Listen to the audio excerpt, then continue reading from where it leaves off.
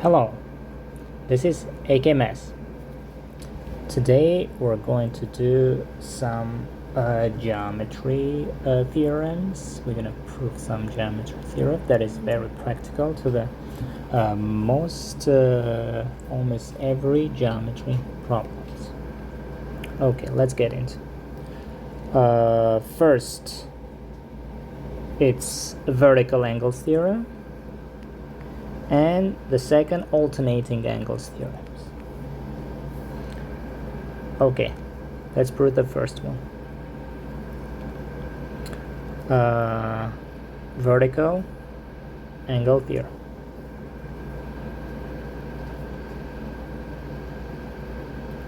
Angle theorem. Proof.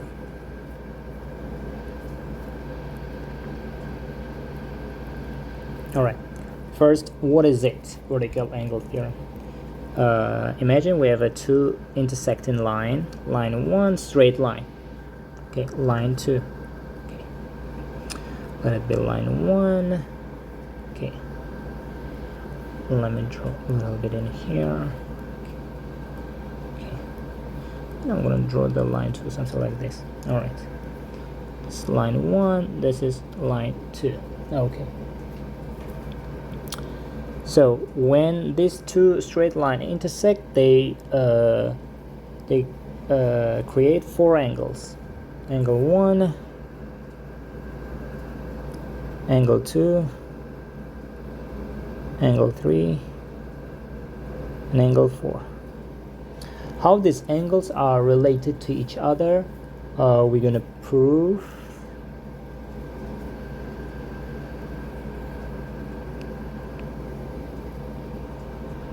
And make this definition of vertical angles theorem. Okay. First, look at the first. Okay.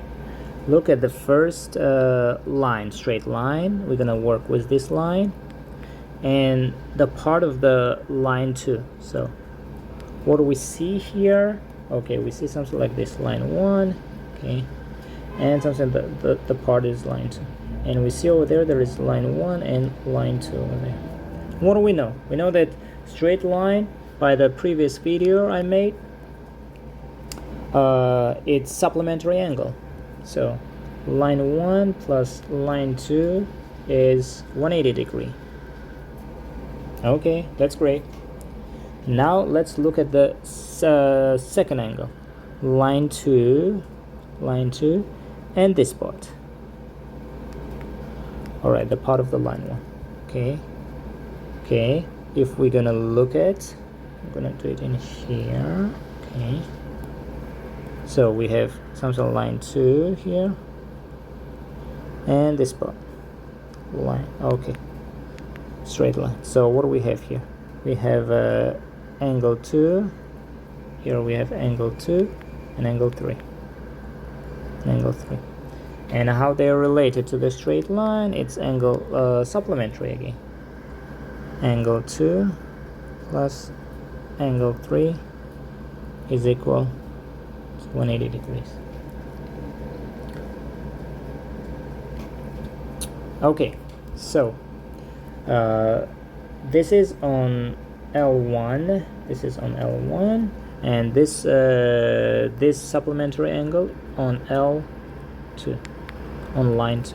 Okay, let's combine these two equations. All right, we combine these two equations, and let's perform some algebra to this system of equation. What we can do? We can subtract these two equations. If we subtract, what are we gonna get? We're gonna get angle 1 plus angle 2 minus angle 2 minus angle 3 equal 180 minus 180. It's a good part is 180 degrees, they cancel each other, and also angle 2 and angle 2, they cancel each other. What is left? Angle 3 minus angle 1 minus angle 3 is equal to 0, which from here we get the main postulate that angle 1 is equal to angle 3, which tells us angle 1 is congruent to angle 3. All right. By the similar fact, by similar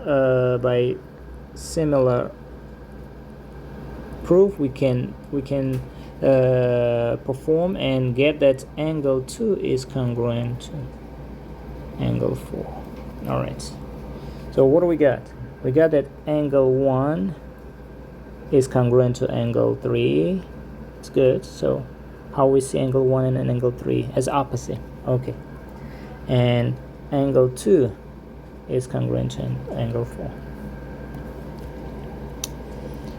4. So that's why we're going to make the definition that vertical angles, opposite angles on the two intersecting straight line are congruent.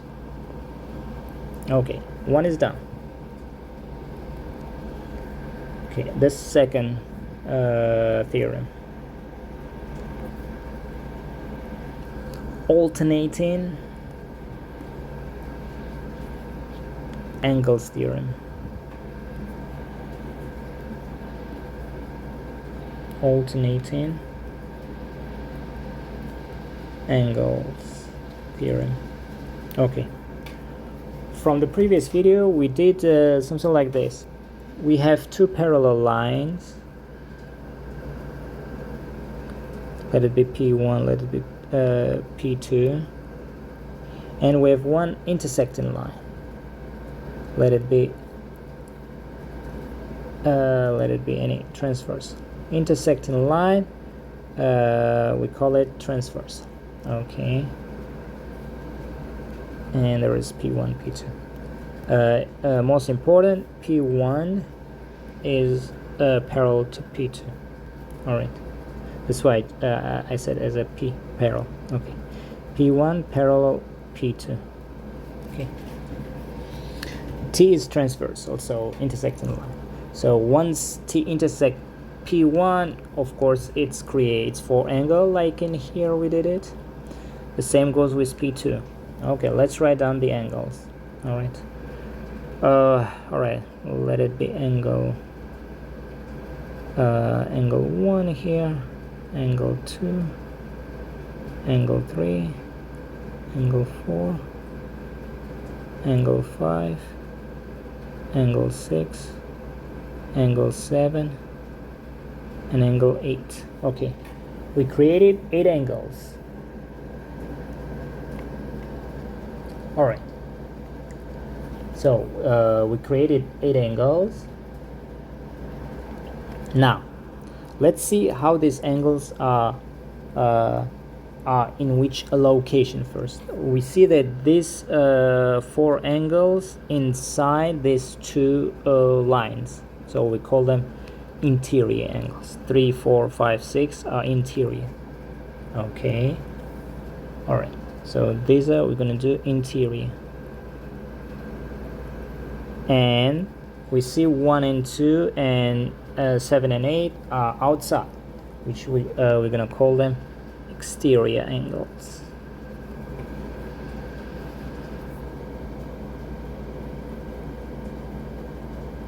All right, now what we can say about the first angles, the first 4 angles. The first 4 angles we see as a one line intersecting another line, which we just did it above about vertical angle theorems. The opposite angles are congruent, which we can say 1 and 3 and 2 and 4 congruent, which is that. So on P1 we can say on P1 and transversal, on P1 and transversal we can say angle 1 is congruent to angle 3 and angle 2 is congruent to angle 4 by vertical angle theorem. Okay, now with a similar fact we can say about on line P2. So angle 5 with angle 7 and angle 6. Angle 5 with angle 7 are congruent. 6 to 7, sorry, to 8 by vertical angle theorem. Okay. Now, since we have two parts, which is interior and exterior, we're gonna do these two parts separately. All right. First, let's work with interior, alternative interior angle theorem. Okay. All right.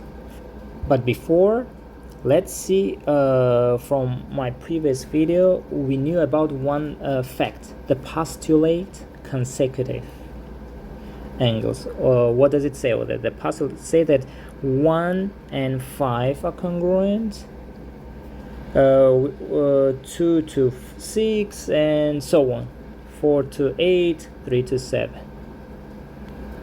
Okay. All right. So we can say by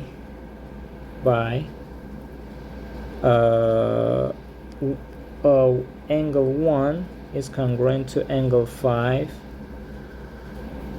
angle 2 is congruent to angle 6, angle 3 is congruent to angle 7, and angle 4 is congruent to angle 8. This everything. Let me do part of this in here. Save the place. Okay, all of this by consecutive angle postulate. All right. Now we know that 1 and 5 are 1 is congruent to 5, but from the above we mentioned that on P1 and T and transversal, 1 and 3 are congruent by vertical angle theorem. So what we can say? We see that 1 and 3 congruent, and also 1 and 5, angle 5. What do we see here? We see transition. We see the transition. So we can say by transitive property,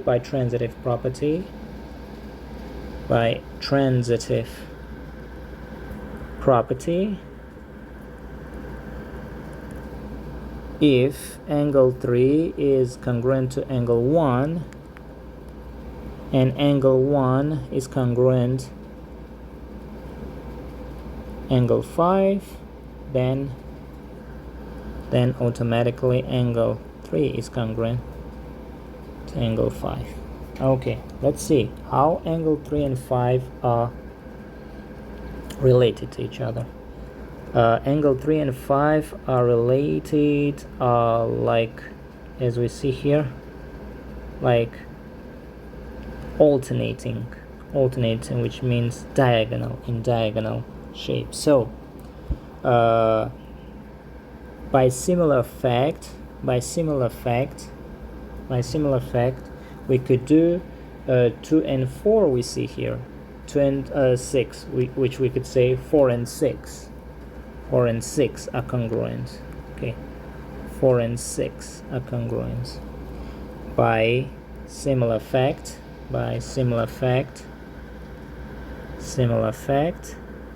We can say angle 4 is congruent to angle 6. This is all for alternating interior. Okay, these two facts, alternating interior. alternating interior theorem. Okay. All right, this is done. Now let's get into the alternating exterior theorem, exterior angle theorem.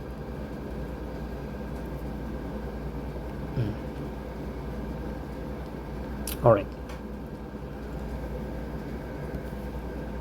Now, we're gonna use the fact that two facts we're gonna use here. Same story. We can use the fact that one of the exterior angles, 1 and 1, 2, 7, 8. 1, 2, 7, 8. All right. How are we gonna use it? We're gonna use. All right. Let's see. We see that by on P1, P2, 1 and 3 are congruent, right? By a vertical angle theorem. All right. Let's write down. Okay. By 1 and 3, angle 1 congruent to angle 3 by vertical angle theorem. All right, what do we know? By alternating interior, we already proved it on top. By angle 3 is congruent to angle 5 by alternating interior theorem. Okay, on 3 and 5. And what do we see? Here we see on P2 now. On P2, angle 5 is congruent to angle 7 by vertical angle theorem on P2 and transversal. We can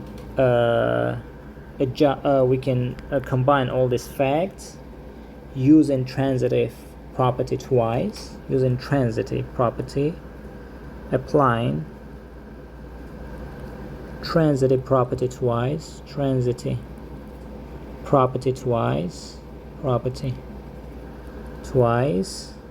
saying that angle 1 is congruent first to angle 5, and that 5 is congruent to angle 7, which in the end we could say angle 1 is congruent to angle 7.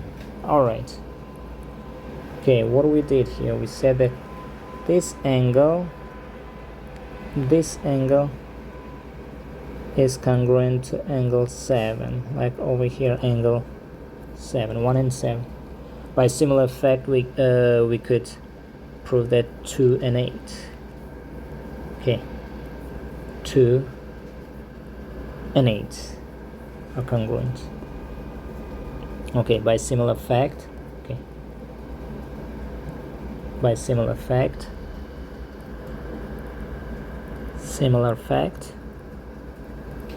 we could say that angle 2 is congruent to angle 8. All right, these 4 angles, congruency for alternating exterior theorem. Done. Thank you very much.